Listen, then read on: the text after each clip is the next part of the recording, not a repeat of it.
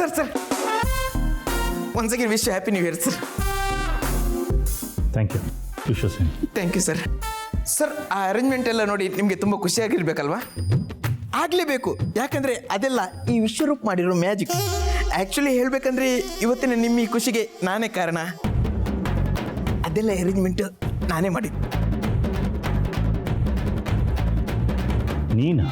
ಹೌದು ಸರ್. ಮತ್ತೆ ಈ ಮನೇಲಿ ನಿಮ್ಮ ಟೇಸ್ಟಿಗೆ ತಕ್ಕಾಗೆ ಸೆಟಪ್ ಮಾಡೋ ಟ್ಯಾಲೆಂಟ್ ಇನ್ಯಾರಿಗಿದೆ? ನೀವಂತೂ ಫುಲ್ ಇಂಪ್ರೆಸ್ ಆಗಿ ದಿಲ್ ಖುಷಿಯಾಗಿದ್ದೀರಾ. ಇದೇ ಖುಷಿಗೆ ನನಗೆ ಡಬಲ್ ಇಂಕ್ರಿಮೆಂಟ್ ಸಿಗುತ್ತಲ್ವ ಸರ್? ನೀನು ಮಾಡಿರೋ ಕೆಲಸಕ್ಕೆ ಬರೀ ಇಂಕ್ರಿಮೆಂಟ್ ಮಾತ್ರ ಅಲ್ಲ, ಮತ್ತೆ ಈ ವರ್ಷ ಕೊಡಬೇಕಾಗಿರೋ ಬೋನಸ್ಸು ಕಟ್ಟಾಗತ್ತೆ. ಎಸ್ ಸರ್ ಸರ್ ಸರ್ ಖುಷಿ ಓವರ್ಲೋಡ್ ಆಗಿ ಕೆಲವೊಮ್ಮೆ ಕನ್ಫ್ಯೂಸ್ ಆಗುತ್ತಂತೆ ಸರ್.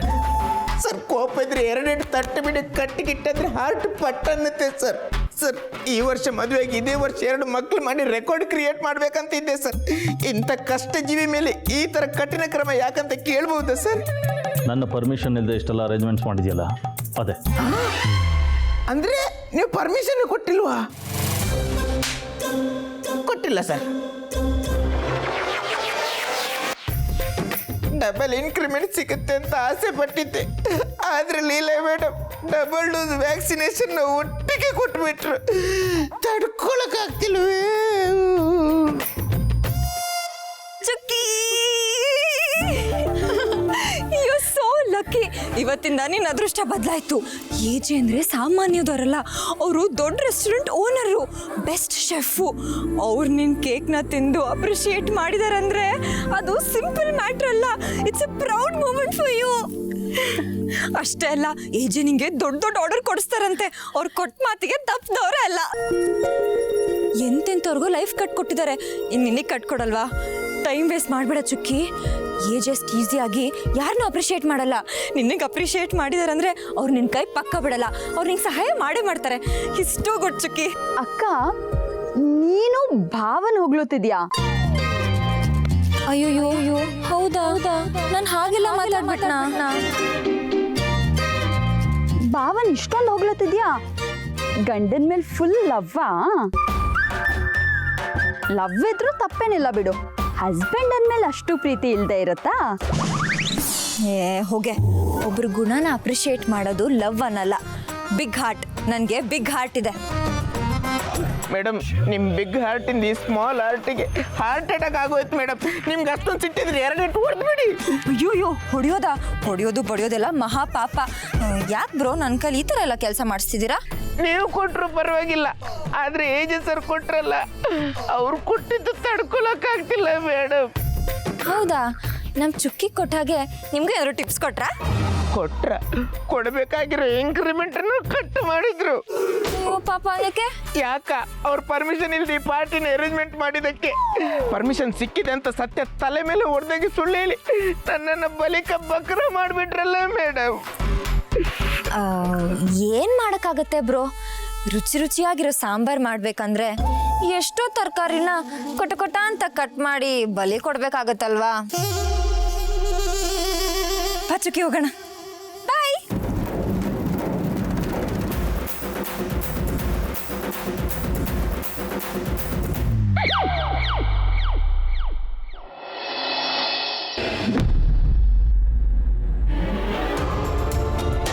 ಇಷ್ಟು ವರ್ಷ ಯಾವತ್ತೂ ನಾವು ನ್ಯೂ ಇಯರ್ ಸೆಲೆಬ್ರೇಟ್ ಮಾಡೇ ಇಲ್ಲ. ಆದರೆ ಈ ವರ್ಷ ಮನೆಯಲ್ಲೇ ಸೆಲೆಬ್ರೇಟ್ ಮಾಡೋದ್ವಲ್ಲ ಅನ್ನೋ ಖುಷಿ ಒಂದು ಕಡೆ, ಆದರೆ ಆ ಲೀಲನಿಂದ ಆಯ್ತಲ್ಲ ಅನ್ನೋ ಇರಿಟೇಷನ್ ಇನ್ನೊಂದು ಕಡೆ.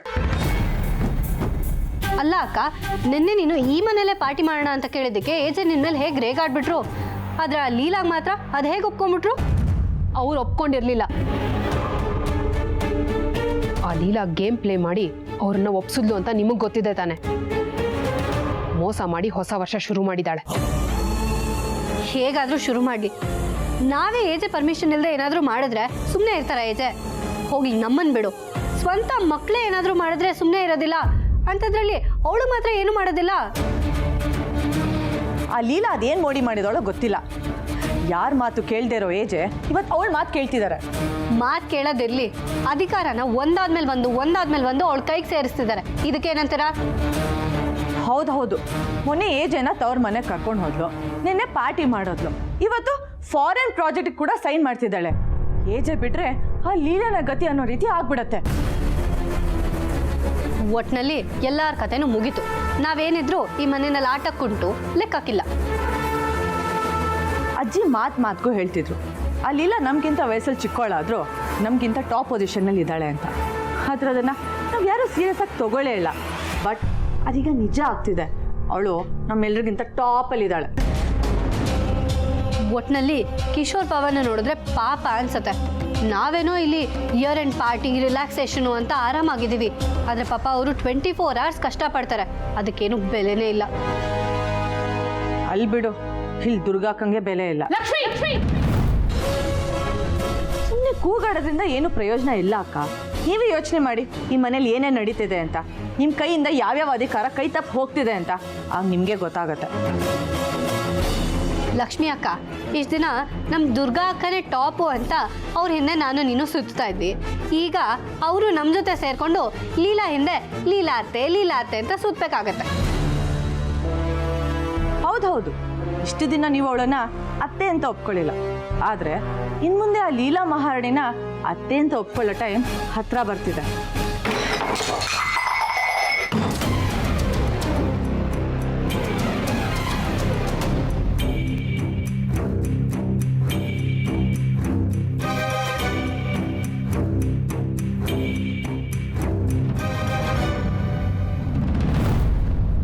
ಅವಳನ್ನ ನಾನು ಯಾವತ್ತೂ ಅತ್ತೆ ಅಂತ ಕರೆದಿಲ್ಲ, ಅತ್ತೆ ಅಂತ ಒಪ್ಕೊಳ್ಳೋದು ಇಲ್ಲ. ಅವಳಿಗೆ ಈ ಮನೆ ಸಿಕ್ಕಿರೋ ಅತ್ತೆ ಸ್ಥಾನನ ಉಳಿಯೋದಕ್ಕೂ ನಾನು ಬಿಡೋದಿಲ್ಲ. ಏನೋ ಚಿಕ್ಕ ಹುಡುಗಿ ಆಟ ಆಡ್ಕೊಂಡಿರ್ಲಿ ಅಂತ ಬಿಟ್ರೆ ನನ್ನ ಕುರ್ಚಿನೇ ಅಲ್ಲಾಡೋ ಹಾಗೆ ಮಾಡಿದ್ಯಾ. ಇನ್ನು ಮುಂದೆ ನಿನ್ನ ಆಟ ಶುರು.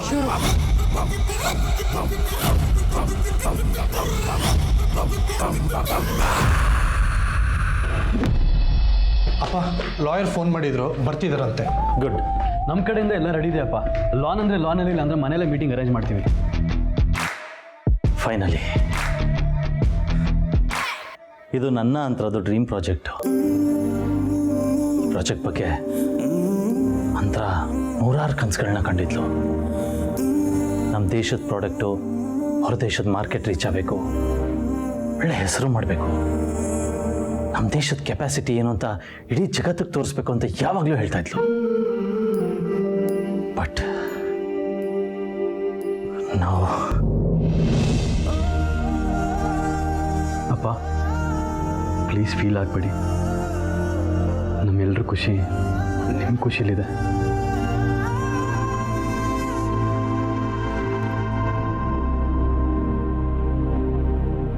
ನನ್ನ ಅಂತರನೇ ಹಾಗೆ. ಅವಳ ವಿಷಯ ಬಂದರೆ ನನಗೆ ಗೊತ್ತಿಲ್ಲದೆ ನಾನು ಎಮೋಷ್ನಲ್ ಆಗ್ಬಿಡ್ತೀನಿ. ಅವಳ ಪ್ರೀತಿ ಅಂಥದ್ದು, ಅವಳ ಮನಸ್ಸು ಅಂಥದ್ದು, ಎಂಥ ಕಲ್ಬಂಡಿನೂ ಕರಗಿಸ್ಬಿಡ್ತಾಳೆ ಅವಳು. ಅಂತರ ನನ್ನ ಜೊತೆ ಇಲ್ಲದೆ ಹೋದರೂ ಅವಳ ಕನಸು ಆಸೆಗಳು ಯಾವಾಗಲೂ ನನ್ನ ಜೊತೆ ಇರುತ್ತೆ. ವೆಲ್, ಈ ಪ್ರಾಜೆಕ್ಟ್ ಶುರು ಮಾಡೋ ಸಿಗ್ನೇಚರು ನಾನು ನಂತರ ಮುಂದೆನೇ ಆಗಬೇಕು. ಆಗಲೇ ಅವಳಿಗೂ ತೃಪ್ತಿ, ನನಗೂ ತೃಪ್ತಿ. ಸರಿಯಪ್ಪ, ಅದಕ್ಕೆ ಏನೇನು ವ್ಯವಸ್ಥೆ ಬೇಕೋ ಎಲ್ಲ ಮಾಡ್ತೀವಿ. ಹಾಗೆ ಇವತ್ತಿನ ಪ್ರೋಸೆಸ್ಸಲ್ಲಿ ಏನೂ ವ್ಯತ್ಯಾಸ ಆಗಬಾರ್ದು. ಲೀಲಾ ಎಲ್ಲೂ ಹೋಗದೇ ಇರೋ ಹಾಗೆ ನೋಡ್ಕೊಳ್ಳಿ. ಓಕೆ?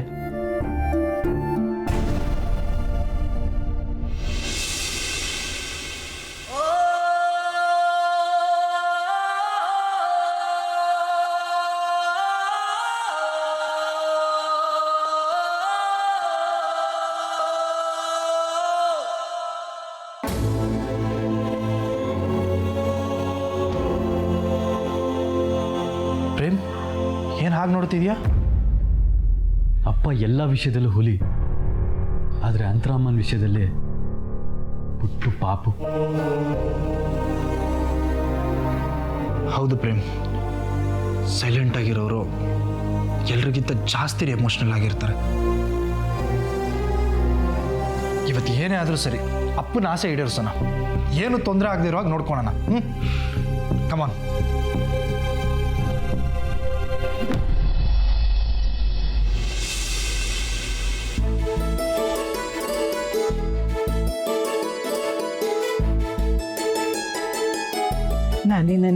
ಅಂದ್ಕೊಂಡಿದ್ದೆ.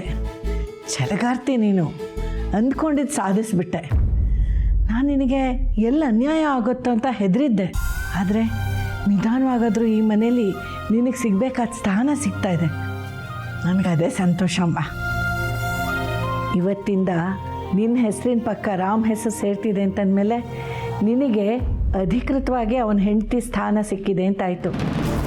ಇದರಿಂದ ನಿನ್ನ ಜವಾಬ್ದಾರಿ ಹೆಚ್ಚಾಗುತ್ತೆ. ನಿನಗೆ ಸಿಕ್ಕಿರೋ ಜವಾಬ್ದಾರಿನ ನೀನು ಅಚ್ಚುಕಟ್ಟಾಗಿ ನಿರ್ವಹಿಸಬೇಕಾಗುತ್ತೆ. ಗಂಡ ಹೆಂಡತಿ ಇಬ್ಬರು ಸೇರಿಕೊಂಡು ಒಂದು ಡಾಕ್ಯುಮೆಂಟ್ ಮೇಲೆ ಸೈನ್ ಮಾಡ್ತೀರಾ ಅಂತಂದರೆ ನನಗೆ ಎಷ್ಟು ಖುಷಿ ಆಗ್ತಿದೆ ಗೊತ್ತಾ.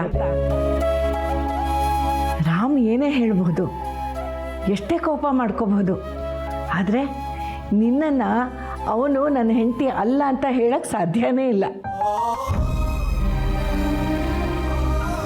ಅಯ್ಯೋ, ನನಗೆ ಜವಾಬ್ದಾರಿ ಎಲ್ಲ ಬೇಡ ಅಜ್ಜಿ, ಕಷ್ಟ ಇದೆಲ್ಲ. ಕಷ್ಟ ಅಂದರೆ ಆಗುತ್ತಾ ಮಗಳೇ? ನೀನು ಇದನ್ನೆಲ್ಲ ಇಷ್ಟಪಡಬೇಕು.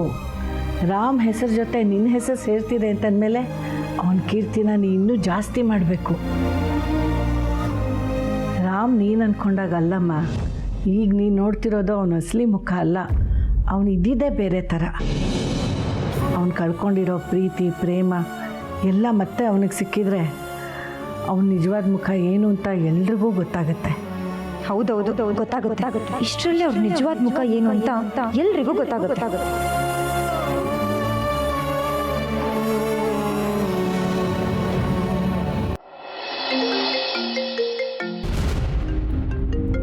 ಇದ್ಯಾವ್ದು unknown number? Hello hello madam, ನಾನು ನಿಮ್ಮನ್ನ ಮೀಟ್ ಮಾಡಬೇಕಿತ್ತು. ಒಂದು ಮುಖ್ಯವಾದ ವಿಷಯ ಹೇಳಬೇಕಿತ್ತು. ಯಾರು ನೀವು? ನನ್ನ ಹತ್ರ ಯಾವ ವಿಷಯ ಮಾತಾಡಬೇಕಿತ್ತು? ಅದು ಏಜ್ ಅವ್ರ ಬಗ್ಗೆ ಒಂದು ಇಂಪಾರ್ಟೆಂಟ್ ವಿಷಯ ಹೇಳಬೇಕಿತ್ತು. ನೀವು ಮೀಟ್ ಮಾಡ್ಬೋದಾ? ಇವಾಗ ಸಿಗೋಕ್ಕಾಗತ್ತಾ? ನೋ, ಸಿಗೋಕ್ಕೆಲ್ಲ ಆಗಲ್ಲ. ನಾನಿವತ್ತು ಸಖತ್ ಬ್ಯುಸಿ. ಒಂದು ಇಂಪಾರ್ಟೆಂಟ್ ಡಾಕ್ಯುಮೆಂಟ್ನ ಸೈನ್ ಮಾಡಬೇಕು. ಬೇಕಿದ್ರೆ ನಾಳೆ ಸಿಗೋಣ. ಮೇಡಮ್, ನೀವೆಲ್ಲೂ ದೂರ ಬರಬೇಕಾಗಿಲ್ಲ. ನಾನು ನಿಮ್ಮ ಮನೆ ಹತ್ರನೇ ಇದ್ದೀನಿ. ಒಂದು 2 ನಿಮಿಷ ಹೊರಗಡೆ ಬಂದರೆ ಆ ವಿಷಯ ಹೇಳ್ಬಿಟ್ಟು ನಾನು ಹೊರಟೋಗ್ತೀನಿ. ಏನೋ ಮನೆ ಹತ್ರ ಬಂದಿದ್ದೀರಾ? ಯಾರ್ರೀ ನೀವು? ಏನು ವಿಷಯ ಮಾತಾಡಬೇಕಿತ್ತು? ಮೇಡಮ್, ಅದೆಲ್ಲ ಫೋನಲ್ಲಿ ಹೇಳೋಕ್ಕಾಗಲ್ಲ ಮೇಡಮ್. ಒಂದು 2 ನಿಮಿಷ ಹೊರಗಡೆ ಬನ್ನಿ, ನಾನು ಹೇಳ್ತೀನಿ. Hello hello hello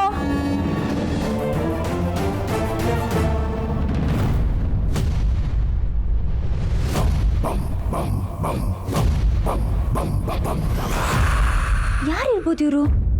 Vikram ಕಡೆಯವರಾ? ಓ, ಅಂತರ ಅಕ್ಕನ ಕೊಲೆ ಬಗ್ಗೆ ಇಂಪಾರ್ಟೆಂಟ್ ವಿಷಯ ಹೇಳಕ್ಕೆ ಬಂದಿರ್ಬೋದಾ? ಮೊದಲು ಹೋಗಿ ಕಲೆಕ್ಟ್ ಮಾಡ್ಕೋಬೇಕು. ನಾನು ತಪ್ಪೇ ಮಾಡಿಲ್ಲ ಅಂತ ಮೆರಿತಿರೋ ಆ ಏಜಿಗೆ ನಾನು ಅವ್ರು ಮಾಡಿರೋ ತಪ್ಪಿಂದೆ ಬಿದ್ದಿದ್ದೀನಿ ಅಂತ ಗೊತ್ತಿಲ್ಲ. ನಾನು ಅವ್ರಿಗೆ ಪಾಠ ಕಲಿಸ್ತೀನಿ.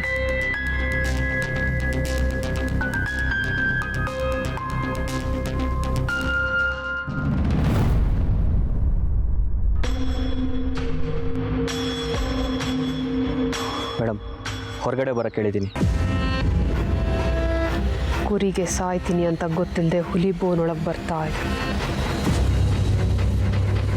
ಬಿಡ್ಬೇಡಿ ಅವಳು. ಒಂದಲ್ಲ ಎರಡಲ್ಲ ಮೂರಕ್ಕೆ ಮುಕ್ತಾಯ ಆಗಲೇಬೇಕು. ಸೊ ನಮ್ಮ ಎ ಜೆ ಸರ್ ಮತ್ತು ಲೀಲಾ ಮೇಡಮ್ ಅವರು ಇವತ್ತೊಂದು ಇಂಪಾರ್ಟೆಂಟ್ ಡಾಕ್ಯುಮೆಂಟ್ಗೆ ಸೈನ್ ಹಾಕೋ ಪ್ರೋಗ್ರಾಮ್ ಇಟ್ಕೊಂಡಿದ್ದಾರೆ. ಹಾಗಾಗಿ ಅವ್ರು ಇವತ್ತು ನಿಮ್ಮ ಅಪಾಯಿಂಟ್ಮೆಂಟ್ಗೆ ಸಿಗಲ್ಲ. ನೋಡೋಣ, ನಾಳೆ ಬೇಕಾದರೆ ನಾನು ಟ್ರೈ ಮಾಡ್ತೀನಿ. ಓಕೆ ಸರಿ. ಯಾರು ನನಗೆ ಫೋನ್ ಮಾಡಿದ್ದು? ಅಲ್ಲ, ಆಚೆ ಇರ್ತೀನಿ ಅಂತ ಹೇಳಿ ಎಲ್ಲೂ ಕಾಣಿಸ್ಕೊತಾನೆ ಇಲ್ಲ. ಹಲೋ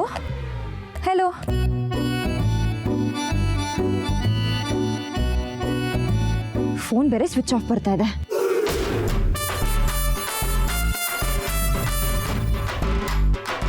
ಹಲೋ, ಹೇಳಿ.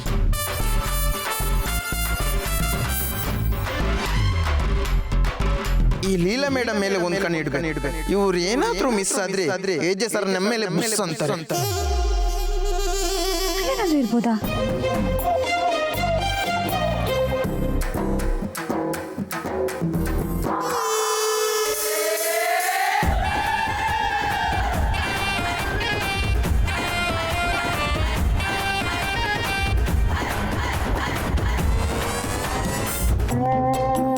ಅಯ್ಯೋ, ಈ ಲೀಲಾ ಮೇಡಮ್ ಎಲ್ಲೋದ್ರೋ ಏನೋ. ಈ ವಿಷಯ ಹೇಗೆ ಸರ್ಗೆ ಗೊತ್ತಾದ್ರೆ ನನ್ನ ಕತೆ ಅಷ್ಟೇ ಇವತ್ತು.